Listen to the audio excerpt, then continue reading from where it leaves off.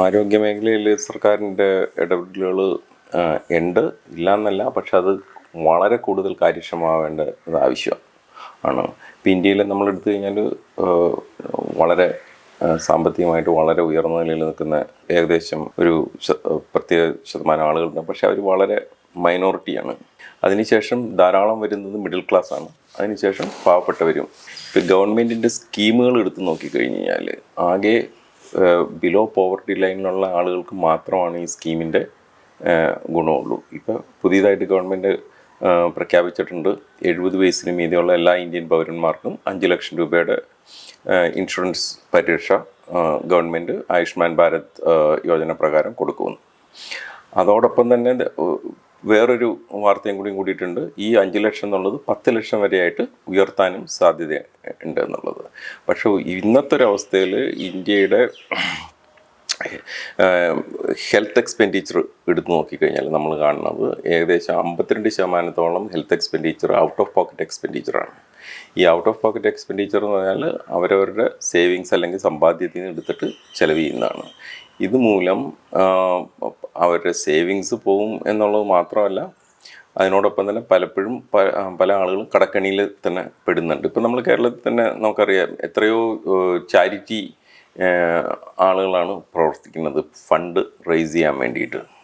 നമ്മൾ national highway കൂടി ഒരു 10 കിലോമീറ്റർ ദൂരമൊക്കെ പോകുമ്പോൾ തന്നെ നമ്മൾ ഏതെങ്കിലും ബോർഡുകളൊക്കെ ഇങ്ങനെ കാണും, അല്ലെങ്കിൽ വാട്സപ്പ് ദിവസവും 100 പോലെ നമുക്ക് മെസ്സേജുകളൊക്കെ കിട്ടാറുണ്ട്. അപ്പം അത് കാണിക്കുന്നത് ജനങ്ങൾക്ക് ആരോഗ്യ സംരക്ഷണത്തിനുള്ള പൈസ ജനങ്ങളുടെ സമ്പാദ്യത്തിൽ നിന്ന് എടുത്ത് ചിലവാക്കിയാൽ പോലും തികയുന്നില്ല. അതിനോടൊപ്പം തന്നെ എക്സ്പെൻഡിച്ചർ വളരെ അധികമാണ്.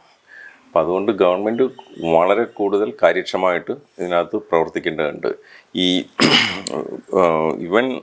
പ്രധാനമന്ത്രിയുടെ 5 ലക്ഷം രൂപയുള്ള കവറേജിനകത്തും 1-2 പ്രോബ്ലംസ് ഇത് വളരെ കൃത്യമായിട്ട് അനലൈസ് ചെയ്ത ആളുകൾ പറയണത് എന്താണെന്ന് വെച്ച് കഴിഞ്ഞാൽ, ഒന്നാമത്തെ പ്രോബ്ലം എന്താണെന്ന് വെച്ചാൽ അത് ഒരു പാക്കേജ് പോലെയാണ് വർക്ക് ചെയ്യുന്നത്. അപ്പോൾ ആ പാക്കേജിലുള്ള അസുഖങ്ങൾക്ക് മാത്രമാണ് ഈ പരിരക്ഷ കിട്ടുള്ളൂ. പിന്നെ രണ്ടാമത്, ഇത് മുഴുവൻ തന്നെ ഹോസ്പിറ്റലിൽ അഡ്മിറ്റ് ചെയ്താലേ കിട്ടുള്ളൂ. ഹോസ്പിറ്റലിന് പുറത്ത് ഉള്ള ചികിത്സയ്ക്ക് മരുന്ന് കിട്ടില്ല. മരുന്നുകൾക്കുള്ള ഇതിനൊന്നും ഇത് ഫ്രീ ആയിട്ട് കിട്ടില്ല. ഇപ്പം ജനൌഷധി സ്റ്റോറൊക്കെ ഉണ്ടെങ്കിൽ അവിടെ പോയിട്ട് വേണമെങ്കിൽ മേടിക്കാമെന്ന് മാത്രമേ ഉള്ളൂ. അതും ബുദ്ധിമുട്ടാണ്. പലപ്പോഴും ഡോക്ടർമാർ ബ്രാൻഡ് നെയിമിലാണ് മരുന്നുകൾ എഴുതി കൊടുക്കുന്നത്. അത് പോയിട്ട് ജനറിക് നെയിമിലേക്ക് കൺവേർട്ട് ചെയ്ത് അതിൻ്റെ വില കുറഞ്ഞൊക്കെ മേടിക്കാനുള്ളൊരു കോൺഫിഡൻസ് കുറവാണ് പേഷ്യൻസിന്. പിന്നെ അങ്ങനെ നിയമപരമായിട്ട് അത് സാധ്യമല്ല ചെയ്യാമെങ്കിലും. അപ്പം അങ്ങനെയൊക്കെയുള്ള കുഴപ്പങ്ങളുണ്ട്. അതുകൊണ്ട് പിന്നെ ഏറ്റവും പ്രധാനമായിട്ടുള്ളൊരു പ്രശ്നം എന്താണെന്ന് വെച്ചാൽ 5 ലക്ഷം രൂപയെ കവറേജ് ഉള്ളൂ. ഈ ഹോസ്പിറ്റൽസിന് ചാർജ് ഈടാക്കുന്നതിലൊരു പരിധിയുണ്ട്, എങ്കിൽ കൂടി തന്നെ അത് വളരെ കൂടുതലാണ് പലപ്പോഴും. പക്ഷേ 5 ലക്ഷം രൂപ പലപ്പോഴും ആളുകൾ ആശുപത്രിയിൽ ചെന്ന് കഴിഞ്ഞ് കഴിഞ്ഞാൽ കുറച്ച് ദിവസത്തിനകം 5 ലക്ഷം രൂപയുടെ കവറേജ് തീർന്നു പോകും.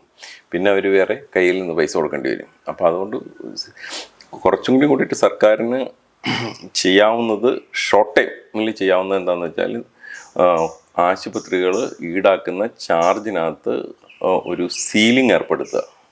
ഇപ്പോൾ ഒരു പ്രൊസീജിയറിന്, ഒരു ബൈപ്പാസ് സർജറിക്ക് ഇത്ര രൂപയെ കൂടുതൽ ഒരു കാരണവശാലും മേടിക്കാൻ പാടില്ല എന്ന് പറഞ്ഞിട്ട്, അതിന് ചെയ്യേണ്ടത് ബൈപ്പാസ് സർജറി ചെയ്യുമ്പോഴോ അല്ലെങ്കിൽ ഒരു ക്യാൻസർ ചികിത്സയ്ക്കൊക്കെ ഉള്ള എങ്ങനെയാണ് ചികിത്സാ രീതി, ചികിത്സാക്രമം എങ്ങനെയാണെന്നുള്ളത് ഓൾറെഡി തന്നെ സയൻറ്റിഫിക്കലി അവൈലബിൾ ആണ്. അതെങ്ങനെയാണ് ആ ചികിത്സാക്രമം എങ്ങനെയായിരിക്കണം എന്നുള്ളത് അത് അനൗൺസ് ചെയ്യുക. അത് നിയമപരമായിട്ട് ആശുപത്രികളെ അത് ഫോളോ ചെയ്യാനായിട്ട് നിർബന്ധിതരാക്കുക. എന്നത് സ്റ്റാൻഡേർഡ് ട്രീറ്റ്മെൻറ്റ് പ്രോട്ടോക്കോൾ എന്ന് പറയും. അപ്പോൾ അതാണ് ചെയ്യേണ്ടത്. ഈ ചാർജിന് നിയന്ത്രണം ഏർപ്പെടുത്തണം. പിന്നെ ദീർഘകാലാടിസ്ഥാനത്തിൽ ധാരാളം പൈസ പബ്ലിക് ഹെൽത്തിൽ ഇൻവെസ്റ്റ് ചെയ്തിട്ട് പബ്ലിക് ഹെൽത്ത് ഇൻഫ്രാസ്ട്രക്ചർ നമ്മൾ ശക്തമാക്കണം. ഇപ്പോൾ ഏകദേശം എനിക്ക് തോന്നുന്നു 70% ആളുകൾ, അല്ലെങ്കിൽ വളരെ 70% അതിന് മീതെ, ഞാൻ മറന്നുപോയി, നാഷണൽ സാമ്പിൾ സർവേയുടെ എക്സാക്റ്റ് പെർസെൻറ്റേജ് ഞാൻ മറന്നുപോയി, കൂടുതൽ ആളുകൾ പ്രൈവറ്റ് ഹോസ്പിറ്റലിലാണ് പോണത്. ആ പ്രൈവറ്റ് ഹോസ്പിറ്റൽസിൽ നിന്ന് ഇന്ന് പോകുന്ന പല ആളുകളെയും തിരിച്ച് പബ്ലിക് ഹോസ്പിറ്റലിലേക്ക് കൊണ്ടുവരികയും ഏകദേശം ഒരു 60% അല്ലെങ്കിൽ 70% ഇന്ത്യൻ ജനസംഖ്യയുടെ ആളുകൾ, ജനസംഖ്യയുടെ ഒരു 70% ആളുകൾ അവരുടെ പബ്ലിക് ഹെൽത്ത് അവരുടെ ഹെൽത്ത് നീഡ്സ് അല്ലെങ്കിൽ ഹെൽത്ത് കെയർ നീഡ്സിന് പബ്ലിക് ഹോസ്പിറ്റലിനെ ഡിപ്പെൻഡ് ചെയ്യുന്ന ഒരു അവസ്ഥയിലേക്ക് മാറ്റണം. അപ്പോഴാണ് ഈ എക്സ്പ്ലോയിറ്റേഷൻ കുറയുള്ളൂ. അല്ലെങ്കിൽ ഇന്നിപ്പോഴത്തെ ഒരു അവസ്ഥയിൽ ഇന്ത്യയിൽ നമുക്ക് രോഗം വരിക എന്ന് വെച്ചാൽ നമ്മളൊരു ചൂഷണത്തിന് വിധേയനാവാനായിട്ട് തയ്യാറാവുക എന്നുള്ളതാണ് ഗവൺമെൻറ് പ്രൈവറ്റ് ഹോസ്പിറ്റലിൽ പോകുമ്പോൾ. ദേശീയ തലത്തിലാണെങ്കിലും സംസ്ഥാനത്താണെങ്കിലും ഈ സർക്കാർ ആശുപത്രികളിലെ ഇൻഫ്രാസ്ട്രക്ചർ, പശ്ചാത്തല സൗകര്യങ്ങൾ വർദ്ധിപ്പിച്ചാൽ മാത്രമേ സാധാരണക്കാരായ രോഗികൾക്ക് ഒരു ചികിത്സ, അതായത് മിനിമം ചികിത്സ അല്ലെങ്കിൽ കുറച്ചുകൂടി വിദഗ്ധമായ ചികിത്സ കിട്ടണമെങ്കിൽ അതിനുള്ളൊരു സൗകര്യങ്ങൾ നമ്മുടെ ഇന്നത്തെ ആശുപത്രി സംവിധാനത്തിലുണ്ടോ?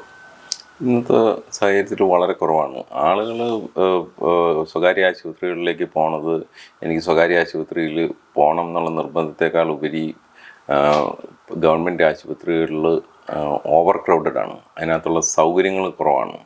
അപ്പോൾ അതുകൊണ്ടൊരു ഇന്നത്തെ കാലത്തിനൊത്ത ഇൻഫ്രാസ്ട്രക്ചർ പബ്ലിക് ഹോസ്പിറ്റൽ ഉണ്ടായിക്കഴിഞ്ഞാൽ ആളുകൾ പോവില്ല, അവിടെ കൂടുതൽ ആളുകളെ അക്കോമഡേറ്റ് ചെയ്യാൻ പറ്റും. അപ്പോൾ അതിന് വേണ്ടിയിട്ടുള്ള ഇൻഫ്രാസ്ട്രക്ചറിൽ ഗവൺമെൻറ് ശ്രദ്ധ കേന്ദ്രീകരിക്കുകയും ഇൻവെസ്റ്റ് ചെയ്യുകയും വേണം. ഇന്ത്യയിലെ GDP ഏകദേശം 1% മാത്രമാണ് പബ്ലിക് ഹെൽത്തിൽ ഗവൺമെൻറ് സ്പെൻഡ് ചെയ്യണത്. ഏകദേശം ഒരു 3%, 3.5 വരെ സ്പെൻഡ് ചെയ്യും 2025 ഇട്ടെന്നാണ് നമ്മുടെ ദേശീയ ആരോഗ്യ നയം റിലീസ് ചെയ്തപ്പോൾ പറഞ്ഞത്. പക്ഷെ അത് ഇതുവരെ ആയിട്ടില്ല, നമ്മളിപ്പോഴും വളരെ പുറകിലാണ്. അപ്പോൾ പബ്ലിക് സ്പെൻഡിങ് കൂട്ടണം, പബ്ലിക് പ്രൊവിഷനിങ് കൂട്ടണം. ഒരു ജനങ്ങൾക്ക് അവർക്ക് ഒരു സമഗ്രമായിട്ടുള്ള ആരോഗ്യ സംരക്ഷണത്തിനും പ്രത്യേകിച്ച് രോഗചികിത്സയ്ക്കും കൂടിയിട്ടുള്ള ഒരു സംവിധാനം സർക്കാർ ആശുപത്രിയിൽ കിട്ടാൻ സാധിക്കണം. അതിന് വേണ്ടിയിട്ട് വേണമെങ്കിൽ ടാക്സ് കൂട്ടാം, ഗവൺമെൻറ്റിന് വേണമെങ്കിൽ കമ്പൽസറി ഇൻഷുറൻസ് സ്കീമൊക്കെ തുടങ്ങാം ഗവൺമെൻറ് അതിനുള്ള പൈസ മൊബിലൈസ് ചെയ്യാനായിട്ട്. പക്ഷേ ഒരു ദീർഘകാലാടിസ്ഥാനത്തിൽ നോക്കുന്ന സമയത്ത് അതിനകത്ത് ചെയ്യുന്ന ഇൻവെസ്റ്റ്മെൻറ്റ് വളരെ പ്രൊഡക്റ്റീവായിരിക്കും, സാമ്പത്തികമായിട്ട് സാമൂഹികപരമായിട്ടുള്ള വികസനത്തിന് വളരെ ഉപയോഗപ്പെടും. ഇപ്പോൾ ആളുകൾ രോഗം കൊണ്ട് ജോലിക്ക് പോകാണ്ടിരിക്കുക, അവരുടെ പ്രൊഡക്ടിവിറ്റി കുറയുക, അങ്ങനെയുള്ള പ്രശ്നങ്ങളൊന്നും ഉണ്ടാവില്ലല്ലോ. പിന്നെ ഇത് ഇങ്ങനൊരു പബ്ലിക് ഇൻവെസ്റ്റ്മെൻറ്റ് വരുന്ന സമയത്ത് അത് എംപ്ലോയ്മെൻറ്റ് ക്രിയേറ്റ് ചെയ്യും. അതിനോടൊപ്പം തന്നെ ഈ മരുന്നുകൾ അല്ലെങ്കിൽ മറ്റ് ഉപകരണങ്ങളൊക്കെ നിർമ്മിക്കേണ്ടി വരും. അത് ഗവൺമെൻറ്റിന് അഫോർഡബിൾ ആയിട്ടുള്ള രീതിയിൽ പർച്ചേസ് ചെയ്യേണ്ടി വരും. അങ്ങനെ അത് അത്തരത്തിലുള്ള ഉൽപ്പാദനമൊക്കെ ഉണ്ടാകുന്ന സമയത്ത് സ്വാഭാവികമായിട്ടും നമ്മുടെ ഉൽപ്പാദന രംഗത്തും അതിൻ്റേതായിട്ടുള്ള വികസനം ഉണ്ടാകും. അപ്പം അതുകൊണ്ട് ഈ ആരോഗ്യരംഗത്ത് നടത്തുന്ന ഇത്തരം നിക്ഷേപങ്ങൾ ഒരിക്കലും അൺപ്രൊഡക്റ്റീവ് അല്ല, അല്ലെങ്കിൽ അതൊരു ഉപയോഗശൂന്യമല്ല. അതിന് വളരെയധികം ദീർഘകാലാടിസ്ഥാനത്തിൽ വളരെയധികം ഗുണങ്ങളുണ്ടാവും. ഇപ്പോൾ തന്നെ കേരളത്തിൽ പ്രാദേശിക തലത്തിൽ പ്രാഥമിക ആരോഗ്യ കേന്ദ്രങ്ങൾ, അതേപോലെ തന്നെയുള്ള സംവിധാനങ്ങൾ, പിന്നെ താലൂക്ക് ആശുപത്രികൾ, ജില്ലാ ആശുപത്രികൾ, മെഡിക്കൽ കോളേജുകൾ, അപ്പം ഓരോ രോഗത്തിൻ്റെയും കാഠിന്യത്തിനനുസരിച്ച് കൂടുതൽ കേന്ദ്രീകൃതമായ ചികിത്സാ സംവിധാനം കിട്ടുന്ന ഉയർന്ന ആരോഗ്യ സ്ഥാപനങ്ങൾ, ഇങ്ങനെയൊരു ഹൈറാർക്കിയൽ ഒരു സംവിധാനം ഇന്ത്യ മുഴുവൻ അത് ഉണ്ടോ? എങ്ങനെയാണ് അതിൻ്റെ ഒരു ഇപ്പോഴത്തെ ഒരു അവസ്ഥ? ഇന്ത്യയുടെ ഒരു ആരോഗ്യ സംവിധാനത്തിൻ്റെ ഘടന അനുസരിച്ചിട്ട് സബ് സെൻറ്റർ, എനിക്ക് തോന്നുന്നു 5000 ജനസംഖ്യയുള്ളൊരു സ്ഥലത്തൊരു സബ് സെൻറ്ററും 3700 സമതല പ്രദേശമാണെങ്കിൽ, ഹിൽ ഏരിയ ആണെങ്കിൽ ഒരു 33,000 ആളുകൾ, ആ രീതിയിലുള്ള ജനസംഖ്യയ്ക്ക് ഒരു പ്രൈമറി ഹെൽത്ത് കെയർ സെൻറ്ററുമാണ് വേണ്ടത്. അതിൻ്റെ മീതെ താലൂക്ക് സെക്കൻഡറി കെയർ സെൻറ്ററും പിന്നെ ട്രഷറി കെയർ സെൻറ്ററും, ഇങ്ങനെയാണ് നമ്മുടെ ആരോഗ്യ സംവിധാനത്തിൻ്റെ ഘടന. പക്ഷേ നമ്മൾ ഈ റൂറൽ ഹെൽത്ത് സർവേ എന്ന് പറഞ്ഞിട്ട് ഒരു സർവേ അവൈലബിളാണ്. അതെടുത്ത് നോക്കുന്ന സമയത്ത് ഇതിനകത്തെല്ലാം ഡെഫിസിറ്റ് ഉണ്ട്. നമുക്ക് ഇത്രത്തോളം പ്രൈമറി ഹെൽത്ത് കെയർ സെൻറ്റർ ആവശ്യമുണ്ട്, ഞാൻ നമ്പർ മറന്നുപോയി, പക്ഷേ അതിനകത്ത് ഇത്രത്തോളേ ഉള്ളൂ. സോ ധാരാളം ഇനിയും പണിയേണ്ടതുണ്ട്. അതുപോലെ തന്നെ സബ് സെൻറ്ററുകൾ. പിന്നെ പൊതുജനാരോഗ്യത്തിൻ്റെ ഒരു ഫോക്കസ് എന്താണെന്ന് വെച്ചാൽ ചികിത്സ മാത്രമല്ല അതിൻ്റെ ഫോക്കസ്, അത് രോഗം വരാണ്ടിരിക്കാൻ ഉള്ള പ്രതിരോധ പ്രവർത്തനങ്ങളും ചെയ്യണം. ആളുകൾ വാക്സിൻ എടുത്തിട്ടുണ്ടോ, ആളുകളുടെ വെള്ളം കൃത്യമായിട്ട് ശുദ്ധീകരിച്ചിട്ടാണോ ആളുകൾ കുടിക്കുന്നത്, ശുദ്ധജലമുണ്ടോ, ശുദ്ധമായിട്ടുള്ള വായു ഉണ്ടോ, വീടുകൾ എങ്ങനെയാണ് അറേഞ്ച് ചെയ്തിരിക്കുന്നത്, ഇടുങ്ങിയാണോ, അതിനകത്ത് വായു സഞ്ചാരമുണ്ടോ, അങ്ങനെ പല കാര്യങ്ങളും ആരോഗ്യരംഗത്ത് വരും. അപ്പോൾ രോഗം വരാതെ ഇരിക്കുക, അത് തടയുക എന്നുള്ളതാണ് നമ്മുടെ പ്രാഥമിക ആയിട്ടുള്ള മുൻഗണന. പക്ഷെ അതിനോടൊപ്പം തന്നെ രോഗം വരുന്ന ആളുകൾക്ക് ചികിത്സ കൊടുക്കണം, അല്ലെങ്കിൽ അത് ശരിയല്ല. അപ്പോൾ ഇത് രണ്ടും ബാലൻസ് ചെയ്ത് പോകാൻ പറ്റണം നമുക്ക്.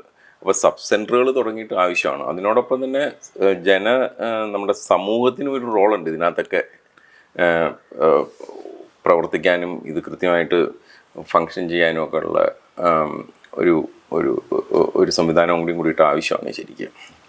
ഇപ്പോൾ കേരളത്തിൽ എനിക്ക് തോന്നുന്നു പ്രാഥമിക ആരോഗ്യ കേന്ദ്രത്തിൻ്റെയൊക്കെ നടത്തിപ്പ് ഇപ്പോൾ തദ്ദേശ സ്ഥാപനങ്ങളിലേക്കൊക്കെ ആയിട്ടുണ്ട്. പക്ഷെ അതുപോലെ തന്നെ രാജ്യത്ത് മുഴുവൻ നടപ്പാകുകയും കൂടിയിട്ട് ചെയ്യേണ്ടതുണ്ട്. പ്രധാനമായിട്ട് ഈ ഇൻഫ്രാസ്ട്രക്ചർ ഡെവലപ്പ് ചെയ്യേണ്ടതുണ്ട്.